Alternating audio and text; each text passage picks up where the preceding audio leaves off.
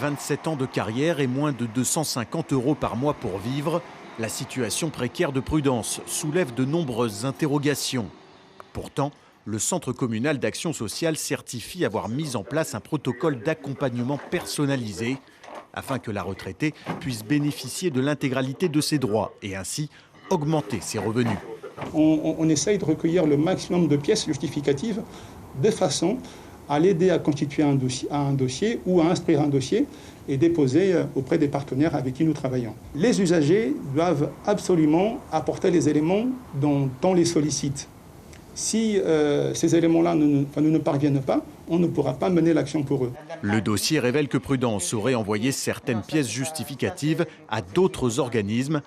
Ainsi, l'instruction menée par le CCAS se retrouve gelée depuis presque un mois. Le fait qu'il n'y ait pas assez de professionnels sociaux sur le territoire de la Guyane peut mener à ce que les personnes soient en manque d'informations.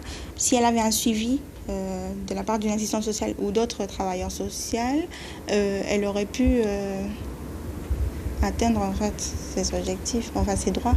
Face à ces impasses et lenteurs administratives aggravées en cette crise sanitaire, plusieurs élans de solidarité ont d'ores et déjà été constatés. Alex est président de l'association Amapo.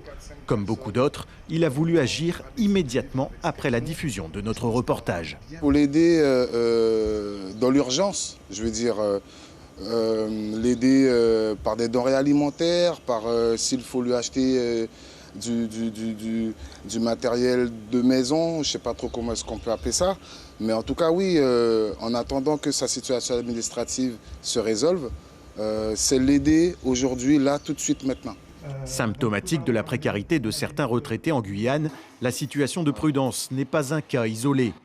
Le nombre de personnes confrontées à ces problèmes reste encore difficilement quantifiable sur le territoire. Suivez l'info sur Guyane la Première, télé, radio et internet.